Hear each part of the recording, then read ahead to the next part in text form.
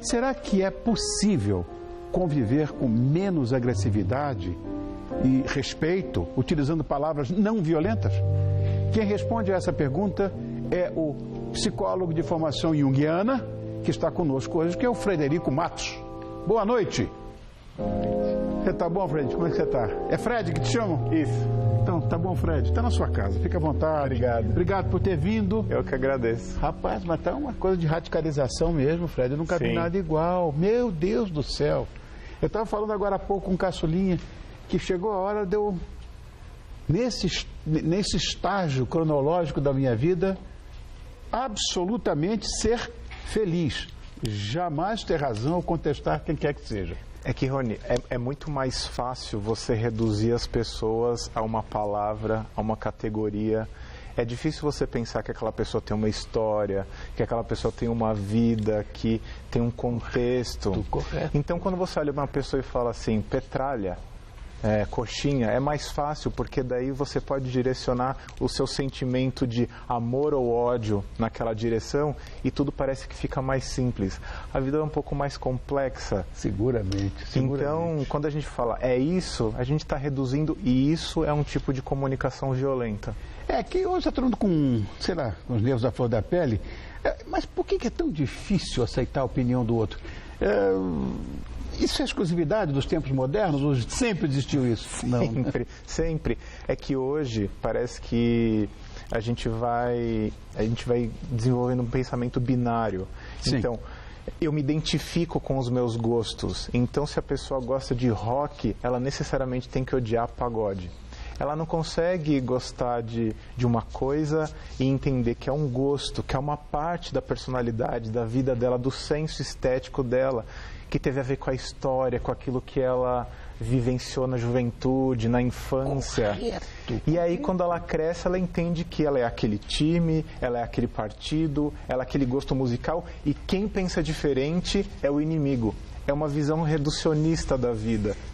Em política, essa visão é exatamente a que acontece.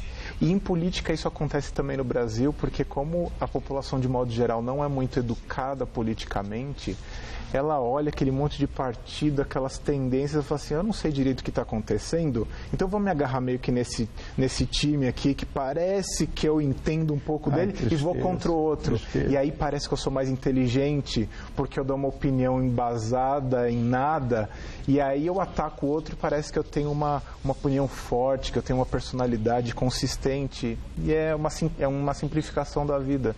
Você sabe, Fred, eu vou dizer uma coisa a você, eu acho que o ser humano sempre foi, de certa forma, intolerante com o outro.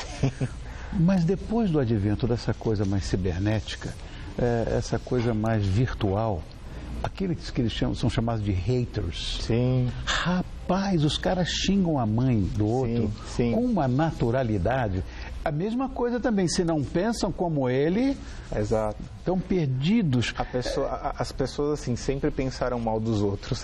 É claro, mas agora tem essa coisa do anonimato. Exato. O cara pode xingar a mãe, fazer o que ele quiser, porque ele está covardemente agora está começando a ficar menos anônimo. Então agora os caras estão começando a perceber que xingaram lá a moça, o racismo, de negra, não sei o que lá, foram atrás, pegaram o cara, prenderam. Então, assim, acho que isso tende a mudar um pouco, porque começou a se perceber que tinha uma liberdade que era mal utilizada. Claro, covarde, inclusive. A ideia de que eu posso falar qualquer coisa porque eu sou livre e a pretexto disso eu posso ofender quem eu quiser. Claro.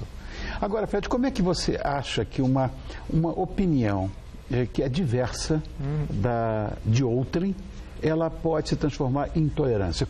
Quando isso acontece?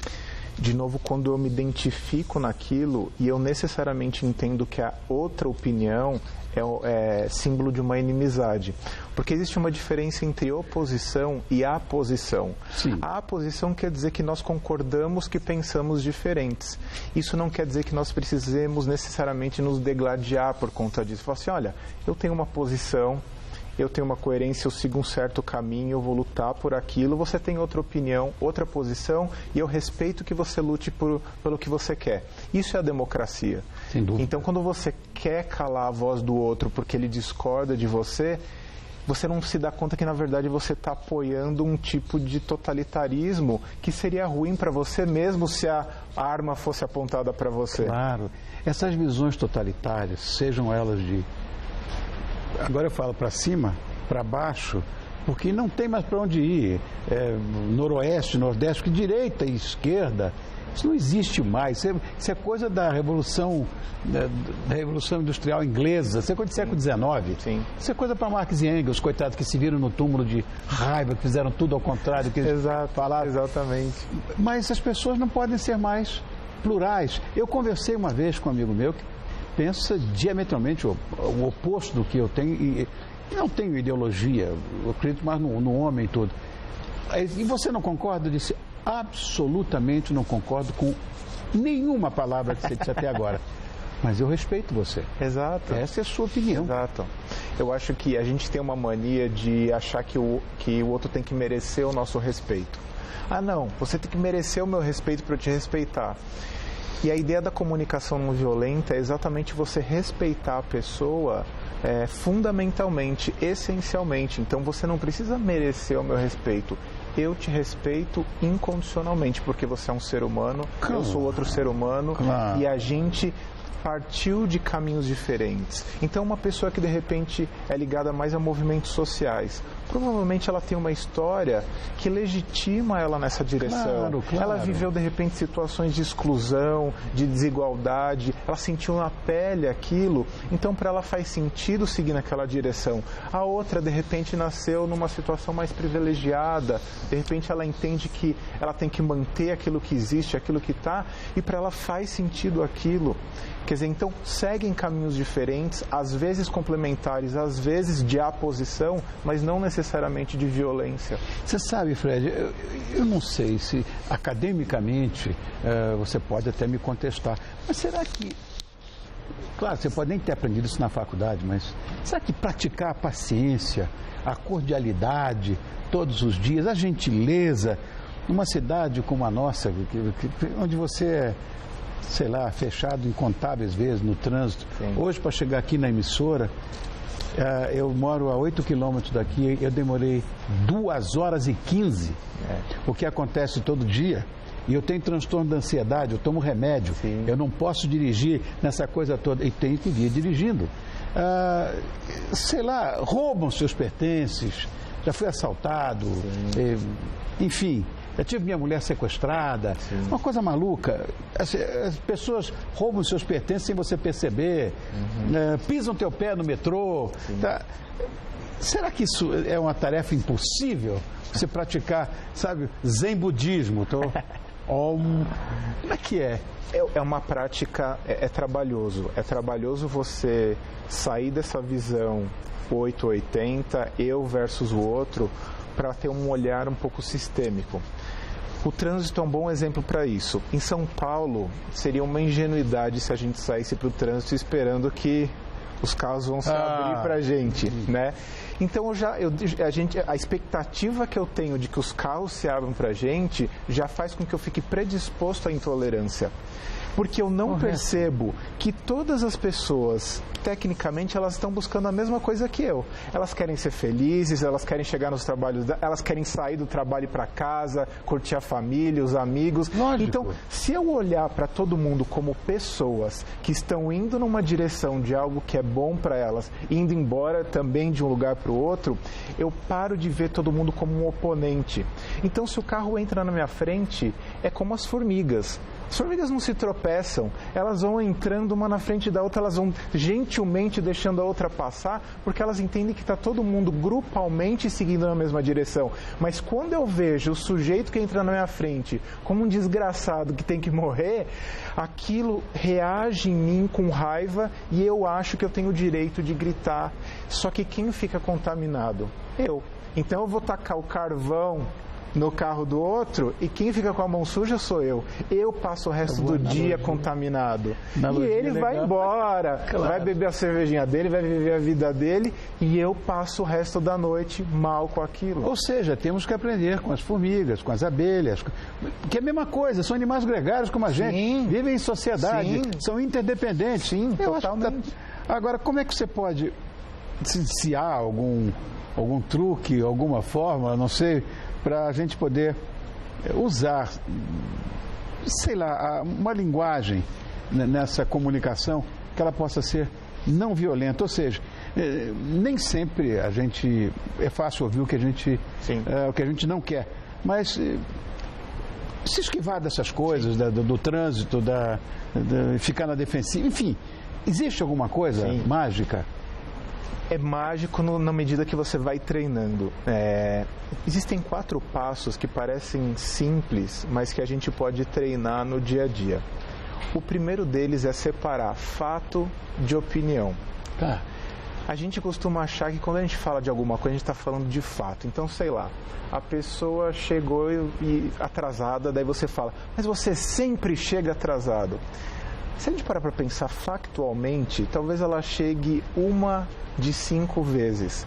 Mas como na minha cabeça ela chega atrasada, eu digo que ela sempre chega atrasada. Então isso é uma generalização, é uma opinião. Então eu preciso saber a diferença entre fato. Estamos sentados aqui conversando, né, na televisão. Sim. Agora a opinião, se isso é bom, se isso é ruim, se eu gosto ou não gosto, isso é uma opinião. Tá. O fato é subjetivo. Então tem que entender qual é o fato. Poxa, quando você falou aquilo para mim, fato. Eu não estou dizendo, você me ofendeu, você gritou comigo. Quando você falou alto, fato. Esse é o primeiro ponto, fato. Segundo ponto, saber qual é o sentimento que você está tendo naquele momento. Então, quando a pessoa, o que você está sentindo? A pessoa, eu estou sentindo que aquela pessoa é um desgraçado. Não, isso daí é um pensamento. Aquela pessoa é um desgraçado. Qual que é o sentimento? Raiva. Então, quando você falou aquilo para mim, fato, eu senti muita raiva. Senti triste porque você me deixou de lado. Eu estava falando com você e você se virou na outra direção. Fato. E eu me senti triste. Porque se eu chego para você e falo assim, você não me ama mais, sei lá, briga de casal, você não me ama mais, eu estou generalizando. Baseado no quê? Num fato que eu subjetivamente entendi como toda a situação. E aí o que a pessoa vai falar? Não, eu te amo sim, você que não me ama mais. Aí, toma lá da cá, começa a virar uma guerra, começa a virar uma briga. Então, no momento em que eu falo, quando você fala alto comigo, eu sinto raiva, eu sinto tristeza, eu diminuo a chance da outra pessoa rebater. Se eu falo, eu estou me sentindo triste, daí a pessoa não vai ter como rebater. Fala, não, você não está sentindo tristeza, não. Então, na verdade, você bloqueia aquele impulso da pessoa de contra-atacar. Perfeito. Então, primeiro, fato. Segundo, sentimento. Terceiro, você saber qual é a sua necessidade profunda. A gente não sabe. Verdade. A necessidade profunda que eu sinto é de respeito. Eu quero que você olhe para mim. Eu preciso que você me dê atenção. Então, a necessidade. E aí, o ponto mais importante, o pedido claro. Se eu estou me sentindo desrespeitado, eu quero que a pessoa me respeite. Mas como? Cada pessoa acha que respeitar é uma coisa. Eu quero que, de repente, você olhe para mim quando eu falo. Eu fico triste quando você fala alto comigo e sai andando, porque eu tenho uma necessidade de receber atenção e eu pediria para você, quando eu estiver falando, olhe para mim. Então, fato, sentimento, necessidade e pedido. Quando você usa dessa comunicação, você diminui o ataque e você cria empatia. A pessoa tem uma chance de se colocar no seu lugar e falar, poxa, hoje eu não acertei, né? E aí ela se retrata. Oh, que coisa legal. Quem é que fez essa pauta? Quem foi? A Maíra. Maíra? Ela não está aqui, a Maíra, mas olha, traz o Fred de novo. Estou encantado com esse cara aqui. Não é porque ele não é didático. Ele conversa como se a vida inteira estivesse fazendo televisão. Adorei você, Fred. Prazer é meu. Volta mais vezes. Estou feliz. Frederico Matos, este psicólogo tão competente, tão jovem, que me encheu de ânimo de repente. Obrigado, Fred. Obrigado. Um beijo em casa. Você disse que o pessoal lá assiste a gente. Sim, obrigado, irmão. Prazer.